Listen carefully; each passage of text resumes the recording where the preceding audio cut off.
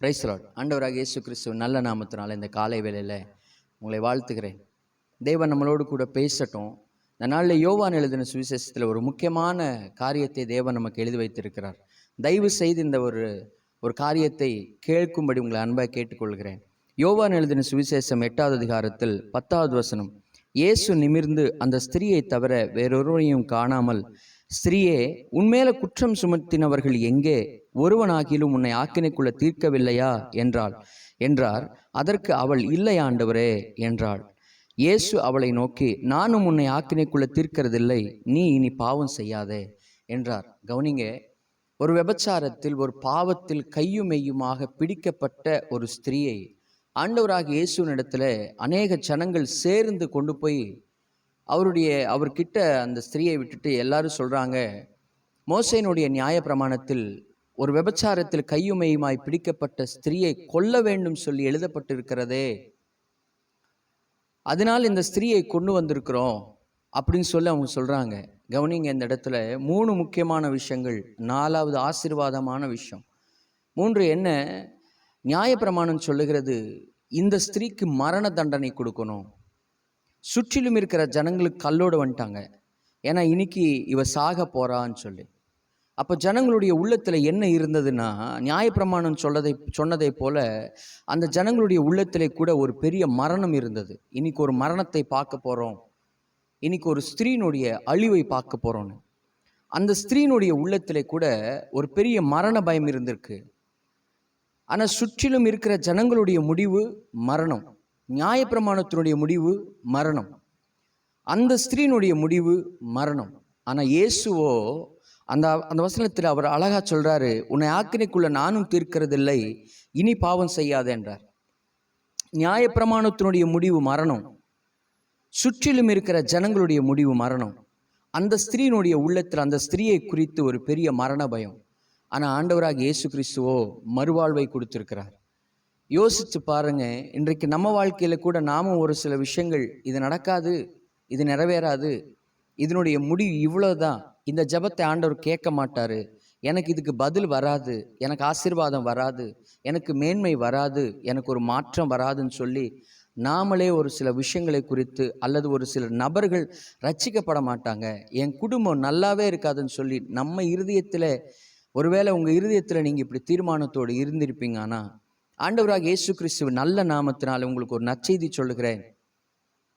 இந்த ஸ்திரீ இப்படி ஒருவேளை விபச்சாரத்தில் அநேகரை கொன்றிருக்கலாம், அநேகர் அப்படி மரண தண்டனை கொடுத்திருக்கலாம். ஆனால் அவங்கெல்லாம் இயேசுனுடைய பாதத்தில் வந்து விழுகவில்லை. ஆனால் இந்த ஸ்திரீயோ ஆண்டவராக இயேசு கிறிஸ்துவனுடைய பாதத்தில் வந்து விழுந்திருக்கிறார். அவர் ஜீவனை கொடுக்கிறவர், ஜீவனை எடுக்கிறவர் அல்ல. அவர் திரும்பி உயிர்ப்பிக்கிற தேவன், திரும்பியும் கட்டுகிற தேவன், திரும்பியும் நிலைப்படுத்துகிற தேவன். அவர் நம்மளை அழிவுக்கு ஒப்பு கொடுக்கிற தேவன் அல்ல. நல்லா தெரிந்து கொள்ளுங்கள், அவர் நம்மளை அழிவுக்கு ஒப்பு கொடுக்கிற தேவன் அல்ல. நம்மளுக்கு தோல்வியை கொடுக்கிற தேவன் அல்ல. அவர் ஜெயத்தை கொடுக்கிற இயேசுவை நாம் ஆராதிக்கிறோம், அவரை நம்பிக்கொண்டிருக்கிறோம். இன்றைக்கு இந்த வார்த்தை, இந்த காலை பொழுதில் இந்த வார்த்தை கேட்கிற உங்களை நான் வாழ்த்தி சொல்லுகிறேன். அநேக விபச்சாரத்தில் கையுமையுமாய் பிடிக்கப்பட்டவர்கள் எங்கெங்கோ கொல்லப்பட்டிருக்கிறாங்க. ஆனால் இயேசுவின் பாதத்தில் விழுந்த இந்த ஸ்திரீனுடைய வாழ்க்கையை அழிந்து போகவே இல்லை, அந்த வாழ்க்கையை மீண்டும் உயிர்ப்பித்திருக்கிறார் தேவன். அந்த ஸ்திரீயை மறுபடி சொல்லுகிறார், இனி பாவம் செய்யாதே, இனி பாவம் செய்யாதே, ஒரு மறுவாழ்வை கொடுக்கிறார். ஒருவேளை உங்கள் வாழ்க்கையில் அநேகருடைய முடிவு மரணமாக இருக்கலாம். ஒருவேளை உங்களுடைய இன்றைக்கு உங்களுடைய முடிவு கூட, என் வாழ்க்கை இவ்வளோதான் சொல்ல ஒரு முடிவில் நீங்கள் இருந்திருக்கலாம். அல்லது யாராவது உங்களுக்கு ஒரு தீர்மானமாக, ஒரு திட்டமாக, ஒரு தெளிவாக, இதுதான் உன் வாழ்க்கை, எழும்பாதுன்னு சொல்லியிருக்கலாம். ஆனால் ஆண்டவராக இயேசு கிறிஸ்துனுடைய பாதத்தில் விழுங்க, அதை மறுவாழ்வை கொடுத்து, அதை மீண்டும் எழுப்பி, மீண்டும் கட்டி, மீண்டும் பலப்படுத்தி, மீண்டும் உங்களை ஆசீர்வதிப்பார். ஒரு மனுஷனுக்கு ஆண்டவர் சொன்னார், ஆயுஷ் நாட்கள் முடிஞ்சிருச்சு, நீ மறிக்க போறன்னு சொல்லி ஒரு தீர்க்கதரிசி மூலியமா அனுப்புனப்போ அந்த மனுஷன் செவருக்கு நேராய் திரும்பி அழுன்னு அழுகிறார். என் வாழ்க்கை இனி முடிய போகுது, எனக்கு மரண தண்டனை ஆண்டவர் கொடுக்க போறாருன்னு சொல்லி, நான் மறிக்க போறேன்னு சொல்லி அந்த மனுஷன் அழுகும்போது ஆண்டவர் சொல்லிட்டு போன அதே தீர்க்கதரிசியை மறுபடியும் அனுப்பி சொல்றாரு, அவனுக்கு 15 வருஷம் கூட்டி கொடுக்குறேன்னு சொல்லு, ஏன்னா தன்னை தாழ்த்தினா, என் பக்கம் திரும்பினான்னு ஆண்டவர் சொல்றாரு. அவர் மனதுருக்கத்தின் தேவன், மனமிறங்குகிற தேவன். அவரை போல அன்பு காட்டுவதற்கு இந்த உலகத்துல யாருமே இல்லை. இயேசு கிறிஸ்துவின் நாமத்தினால் இந்த காலை பொழுதில் உங்களுக்கு ஒரு நற்செய்தியாய் சொல்லுகிறேன். இந்த வார்த்தையை ஏற்றுக்கொள்ளுங்கள். இந்த இயேசுனுடைய பாதத்தில் உங்களுடைய வாழ்க்கை, நீங்க எது தோல்வின்னு நினைக்கிறீங்களோ அந்த தோல்வியை போடுங்க. எது நடக்காதுன்னு நினைக்கிறீங்களோ அது இயேசு கிறிஸ்துனுடைய பாதத்தில் போடுங்க. எது ஜெயம் இல்லைன்னு நினைக்கிறீங்களோ அது இயேசு கிறிஸ்துனுடைய பாதத்தில் போடுங்க. இன்றைக்கு அது ஜெயமாய் மாற்றுவார். இன்றைக்கு நாம உலகம் முழுவதும், உலகத்தில் மிகப்பெரிய சபை யாருதுன்னு கேட்டா பாலியங்கிச்சோ. அவர் தான் ஒரு மிகப்பெரிய, உலகத்திலே மிகப்பெரிய சபை கட்டின தேவ மனுஷன். எத்தனையோ ஜனங்களை ரட்சிப்புகளை நடத்தின மனுஷன். ஆனா அவரு ரட்சிக்கப்படுவதற்கு முன்பாக சின்ன வயசுலேயே அவருக்கு ஒரு வியாதி வந்துடுச்சு. அந்த வியாதி அந்த காலத்தில் சுகமாகாத, அதுக்கு மருந்து இல்லைன்னு சொன்னாங்க. ஆனால் அந்த மனுஷனுக்கு, அந்த வாலிபனாய் இருக்கிற அந்த காலகட்டத்தில் அவங்களுடைய வீட்டு பக்கத்திலே ரட்சிக்கப்பட்ட கிறிஸ்தவ குடும்பத்தில் இருக்கிற ஒரு சின்ன பெண், ஒரு சின்ன பொண்ணு வந்துட்டு அவருக்கு சரியாகாதுன்னு சொல்லி வீட்டுக்கு அனுப்பியிருந்தாங்க. அப்போ அந்த டாக்டர் சொல்லியிருக்கிறாங்க, கொஞ்ச நாள் தான் இவர் உயிரோடு இருப்பார், சின்ன வயசுல இந்த வியாதி வந்துடுச்சுன்னு சொல்லியிருக்கிறாங்க. அவர் வீட்டில் இருக்கும்போது அந்த வீட்டு பக்கத்தில் இருக்கிற அந்த சின்ன குழந்தை டெய்லி வந்து இவர்கிட்ட ஆண்டவர் பற்றி சொல்லுமா. இவருக்கு பயங்கர கோபம் வருமா. ஏன்னா நானே சாவை எதிர்பார்த்து கொண்டு இருக்கிறேன், என் வாழ்க்கையை முடிக்க போகிறேன், என் வாழ்க்கையை முடிய போகுது அப்படின்னு அவர் எதிர்பார்க்கிற காலத்தில் இந்த பொண்ணு வந்து இப்படி சொல்லிக்கிட்டே இருக்குதே, தினமும் என்னை போட்டு ஏசு ஏசுன்னு சொல்லிக்கிட்டே இருக்குதே, அவர் உள் வாங்கவே இல்லை. ஒரு நாள் அந்த சின்ன பொண்ணை பார்த்துட்டு அவர் கசந்து கொண்டார், திட்டுனாரா. நானே வேதனையில் இருக்கிறேன், நானே சாவை எதிர்பார்த்து கொண்டு இருக்கிறேன், வந்து ஏசப்பா ஏசப்பான்னு சொல்லிக்கிட்டே இருக்கிறேன், நீ ஏசப்பாவை ஏற்றுக்கோங்கன்னு சொல்கிறேன்னு சொல்லி அவர் அதட்டினாரா. அந்த சின்ன பொண்ணு சொல்லிச்சா, இனி நான் உங்களுக்கு ஆண்டவர் பற்றி சொல்ல மாட்டேன், ஆனால் கடைசி அவங்களுக்காக ஒரு ஜெபம் பண்ணுறேன்னு சொல்லி ஒரு சின்ன பொண்ணு அவர் கட்டல் பக்கத்தில் முழங்கால் படியிட்டு அழுது ஜெபம் பண்ணிட்டு போயிடுச்சா. போகும்போது ஒரு புதிய ஏற்பாட்டை அவர் பக்கத்தில் கொடுத்துட்டு, நிச்சயமாய் ஆண்டவர் உங்களை சுகப்படுத்துவாருன்னு அப்போ இந்த பைபிள் படிங்கன்னு சொன்னாங்களா.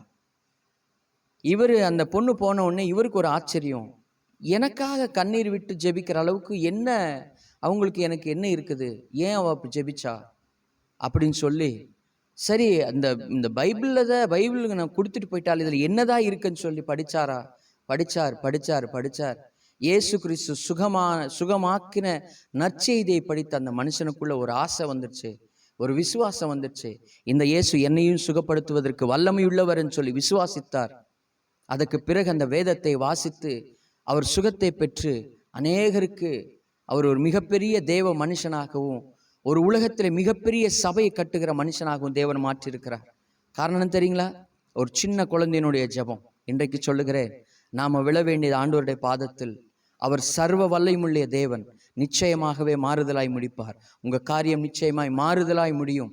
ஒருவேளை உங்க நிந்தை நிச்சயமாய் மாறுதலாய் முடியும். உங்க கட்டுகள் நிச்சயமாய் உடைப்பார். உங்க பலவீனத்தை நிச்சயமாய் இயேசு சுகமாக்குவார். உங்க போராட்டத்தை இயேசு நிச்சயமாய் அவர் மாற்றுவார். இன்றைக்கு காண்கிற எகிப்தினை இனி என்றைக்கும் காணாதபடிக்கு செய்கிறதற்கு அவர் வல்லமையுள்ளவர். ஆனால் அவருடைய பாதத்தில் நாம் விழுவதற்கு ஆயத்தமானால் அவர் செய்வார். ஒரு நிமிஷம் ஜெபிக்கலாம் கண்களை மூடி. பரிசுத்தம் உள்ள பிதாவே, ஆண்டவராக இயேசு கிறிஸ்துவின் நாமத்தினாலே இந்த வார்த்தைகளை கேட்கிற உங்களுடைய பிள்ளைகளை இயேசுவின் நாமத்தினால நான் ஆசீர்வதிக்கிறேன். ஐயா, சுகத்துக்காகவோ பலத்துக்காகவோ போராட்டத்துக்காகவோ எதை எதிர்பார்த்து நிற்கிறாங்களோ அது நடக்கட்டும். ஒருவேளை கடன் பிரச்சனைகள் மாறலையேன்னு சொல்லி எதிர்பார்க்குறாங்களோ இயேசுவின் நாமத்தினால் அவைகள் மாறட்டும். ஒரு மாறுதலாய் வரட்டும் ஆண்டவரே. உலகத்தினுடைய முடிவு, ஒருவேளை சுற்றிலும் இருக்கிறவங்களுடைய முடிவு, ஒருவேளை டாக்டருடைய முடிவு, ஒருவேளை ஆண்டவர் அந்த பிரச்சனையினுடைய முடிவு மரணமாய் இருந்ததோ, இப்போது இயேசுவின் நாமத்தினால் அவங்களுக்கு மறுவாழ்வை கர்த்தர் நீர் தரும்படி ஜெபிக்கிறேன், ஆசீர்வதிக்கிறேன். இயேசு கிறிஸ்துவின் நல்ல நாமத்தில் ஜெபிக்கிறோம். ஜெபம் கேளும் எங்கள் ஜீவனுள்ள நல்ல பிதாவே, ஆமேன். Praise Lord. God bless you. இது உங்களுக்கு ஆசீர்வாதமாக இருக்கும் நான் நம்புகிறேன். ஆசீர்வாதமாக இருக்குமானால் ஒரு 10 பேருக்கு நீங்கள் ஷேர் பண்ணுங்கள், அவங்களுக்கு இது ஆசீர்வாதமாக இருக்கட்டும். God bless you.